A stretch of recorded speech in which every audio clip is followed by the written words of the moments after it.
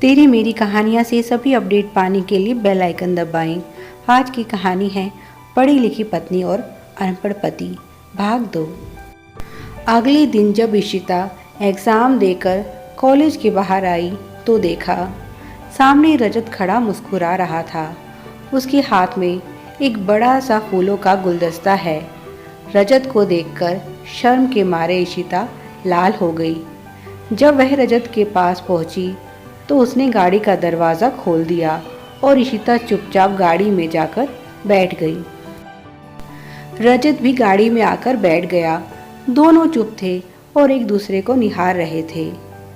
मानव मन की सबसे कोमल और निश्चल भावना प्रेम दोनों को भिगा रहा था। फूलों का गुलदस्ता इशिता को देते हुए रजत बोला, पिछले 2 महीने से मैं इस दिन की प्रतीक्षा कर रहा हूँ। आशा करता हूँ अब आपका सारा समय मेरा होगा। फिर उसने एक खूबसूरत सा गिफ्ट पैक इशिता को दिया। इशिता ने सवालिया नज़रों से उसकी तरफ देखा, जैसे पूछ रही हो इसकी क्या ज़रूरत है। रजत बोला, पहली बार आपके लिए कुछ खरीदा है, पता नहीं आपको पसंद आएगा कि नहीं। इशिता बोली, उपहार नहीं, देने वाले की भावना का महत्व होता है। मुझे यकीन है यह बहुत खूबसूरत होगा। रजत बोला, पहले खोलकर देखो तो सही। इशिता ने जब उसे खोला तो उसमें से एक खूबसूरत चेन निकली, जिसके अंदर एक दिल के आकार का बहुत ही खूबसूरत लॉकेट भी था। रजत ने कहा, इसे खोल कर देखो। जब उसने लॉकेट खोला तो उसके अंदर रजत और इशिता की बहुत ही खूबसूरत तस्वीर थी। रजत ने कहा, इसे हमेशा अपने दिल के पास रखना, यह हमेशा तुम्हें मेरी याद दिलाता रहेगा। और फिर उसने अपनी शर्ट का बटन खोलकर वैसा ही एक लॉकेट निकालकर इशिता को दिखाया।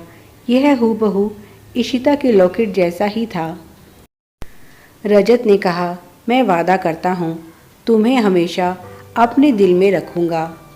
और अपने लॉकेट को चूम लिया। इशिता शर्मा गई। रजत ने इशिता का लॉकेट पहनाने के लिए हाथ बढ़ाए। इशिता ने आंखें बंद कर ली। यह प्यार के बहुत खास पल हैं उन दोनों के लिए। पहली बार रजत उसके इतना करीब था। उसका स्पर्श और उसकी सांसें इशिता महसूस कर रही थी।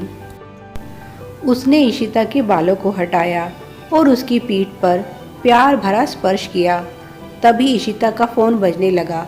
दूसरी तरफ उसकी अम्मा थी। वह बोली, क्या हुआ बिटिया, तुम अभी तक घर नहीं पहुंची? इशिता ने कहा, अम्मा चिंता करने की ज़रूरत नहीं है, हम रजत जी के साथ हैं। यह सुनकर अम्बा जी बहुत खुश हो गई। अच्छा, तो दामाद जी हैं तुम्हारे साथ? ठीक है, हम समझ गए। रजत ने भी शर्म के मारे नज़रें झुका ली कि सासू माँ पता नहीं उसके बारे में क्या सोच रही होंगी।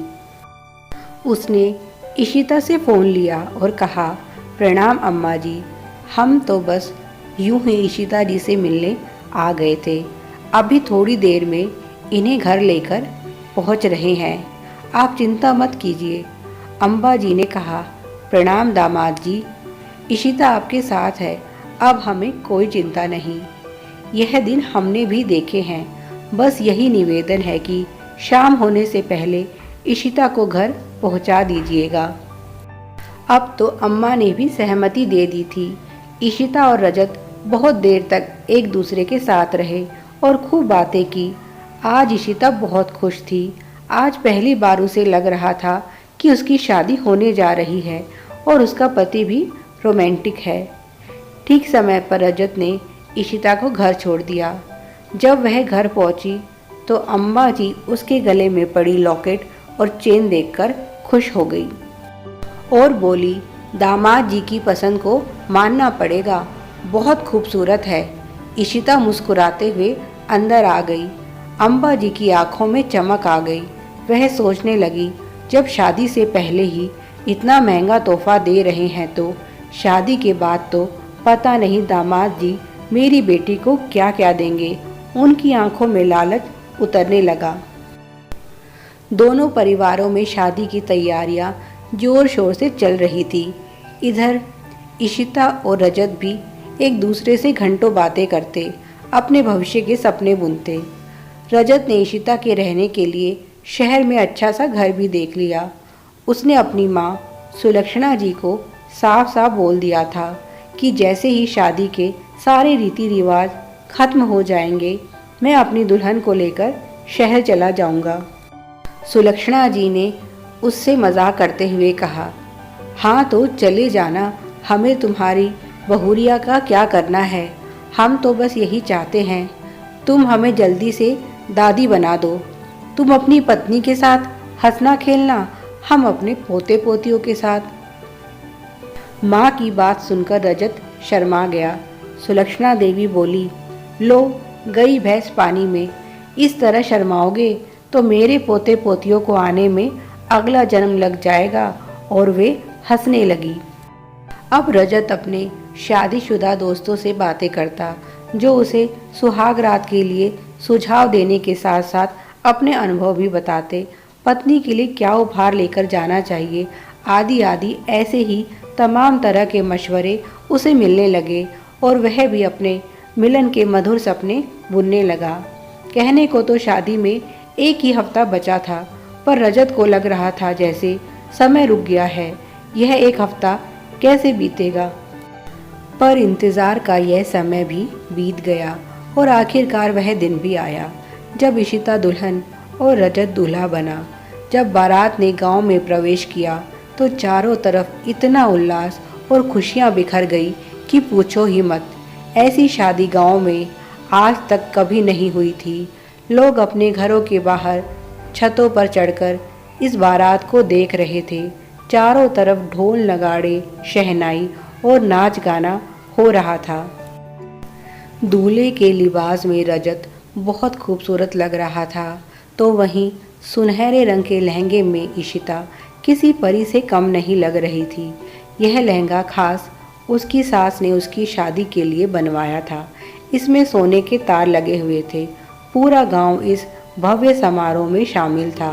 लोग इशिता के भाग्य की सराहना करते नहीं थक रहे थे।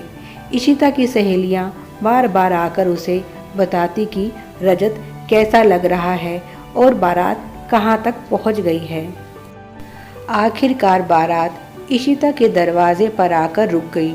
उल्लास और खुशियाँ दोगुनी हो गई। मंगल गीत गाए जाने लगे। बारात का भव्य स्वागत हुआ।